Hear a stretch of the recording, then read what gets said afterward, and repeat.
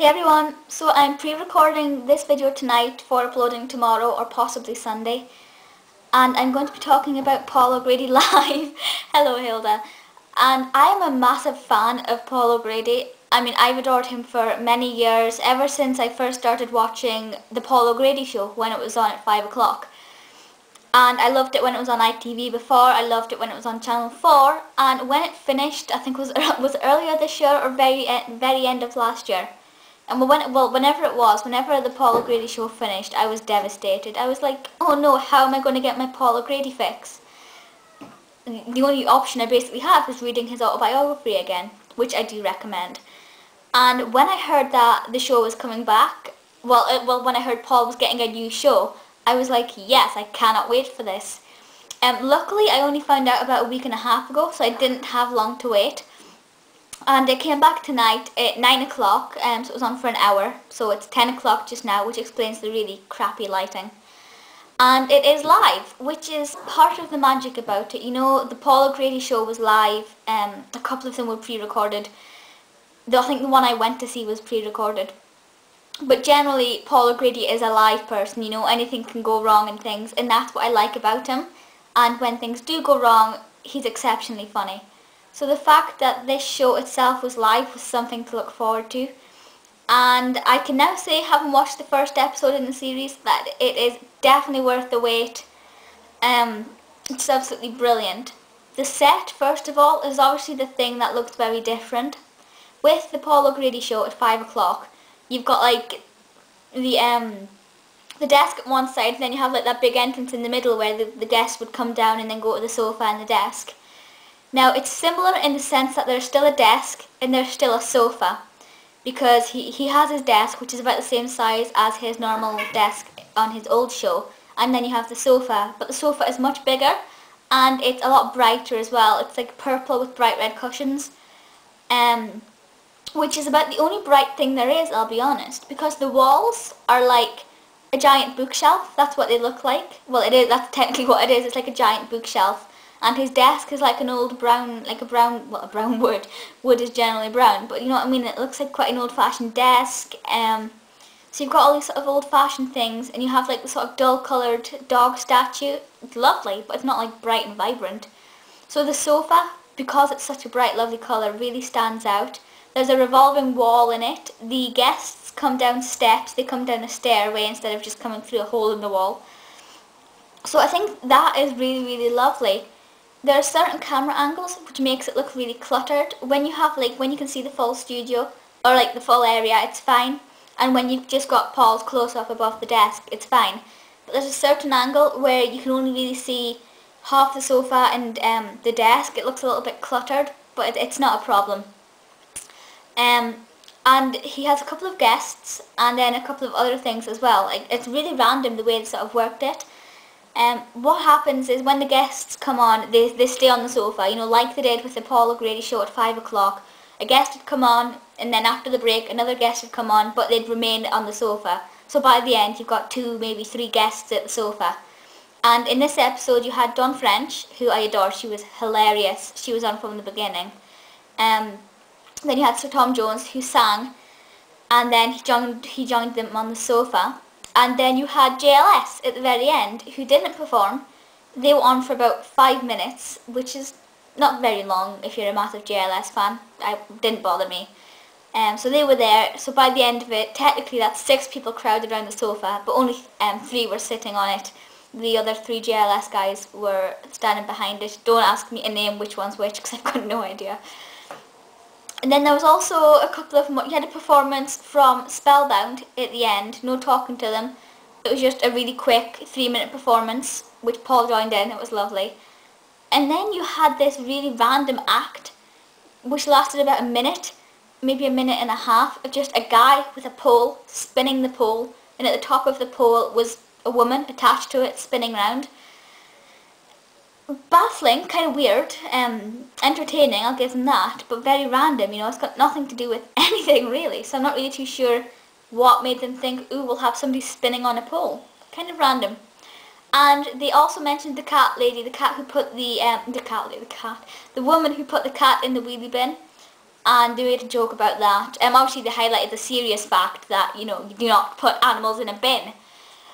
But they made it humorous because that's what this is all about. And Joyce is back. Obviously Paul O'Grady fans will know of Joyce, they will know who Joyce is, and Joyce is back. So when you brought Joyce out, I was like, yay, Joyce! That was fun. He mentioned daybreak, but he called it something else. I think he called it sunrise or something in the beginning, which was a little slip up. Which goes to the added effect that it's live and that anything can happen. So that is really, really, really lovely. The audience as well is very lively. There was a few remarks throughout it saying the audience, you know, is amazing. And they actually asked, one of the women in the audience asked a question to Sir Tom Jones. So I like the fact that they have a little bit of audience participation. That might not be in every episode, I don't know, but it was nice anyway. Because when I went to see it, I was sitting at the very back and there was no audience participation. But never mind. Obviously because it's at 9 o'clock and it is live, you know, the audience obviously have been drinking beforehand. You can tell that. It's not a problem, of course it isn't. But because it is at 9 o'clock, it is after the watershed, it's a tiny bit racy. I wrote down a few quotes. Dawn French asked Paul O'Grady, and I quote, "Do you have a big clock?" Not intended to be an innuendo or whatever, it wasn't intended to be anything like that. But the audience obviously picked up on it being one straight away, and it was hilarious. And I have a quote from Paul O'Grady. He said, "You do daft things when you're drunk, like invade Iraq," which I thought was very random but quite funny. Probably not something you should laugh at, to be honest with you, because we are obviously, yeah, but never mind. Do I like it more than the 5 o'clock show? No, I don't. I'll be honest with you, I miss turning on in the evening, you know, I miss my usual schedule of coming home like after college or whatever, or being out and watching such and such, and then turning over at 5 o'clock until 6 on Channel 4 to watch Paul, and then watching The Simpsons after it, and then watching the evening soaps. I miss that routine. But at the end of the day, it's pretty much the same thing. It's now with ITV. And the only difference is that there is more windows for it being a little bit more racy and having a little bit more freedom of speech. But other than that, there's not really a massive difference. The format is basically still the same, you know, guest, feature, guest, feature, guest. Obviously Joyce being there is pretty much the same. Obviously the big difference is there's no nodding Buster. Obviously said that Buster got put down and things, that's kind of hard to handle. So the nodding Buster is quite an emotional thing. I remember when I went to see Paul O'Grady, we walked past the curtain and they weren't using the nodding Buster in that episode. So the curtain was like here, I was here, the curtain was here, and there was a gap and you could see the nodding Buster. I was like this far away from the nodding, the massive, you know, the massive nodding Buster they used to use to wheeled it out at the beginning or the end or whatever, I can't remember. But the nodding Buster. So Olga is now in the promo photos for this, and I think she's in the ad for this show. And the Twitter, I think, is Little Miss Olga or something like that. If you want, I can't remember off the top of my head, I think it's Little Miss Olga. But you can go on the website, which is itv.com/Paul O'Grady Live. But if you can't find it and you can't find the Twitter or anything, let me know and I will find it for you in time. But it is such a lovely show, perfect if you're a fan of Paul O'Grady.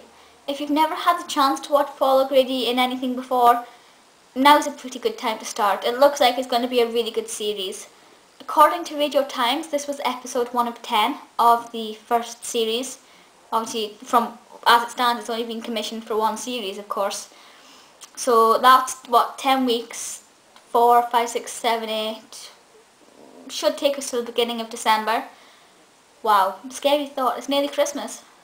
It's nearly Halloween and nearly Bobunk. It's a really fantastic time of year.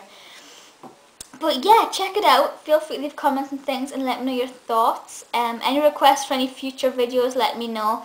I know I haven't done a nostalgia one in quite a while, so I really will, I promise you I will get around to doing that. Hopefully tomorrow, I think tomorrow's video will be on Tracy Beaker, I think. And also check out the video I did yesterday about the EastEnders, the Queen Vic and Peggy Mitchell and things. Quite a hard video to do. But feel free to leave comments and things and let me know your thoughts, and I will see you next time. Bye guys!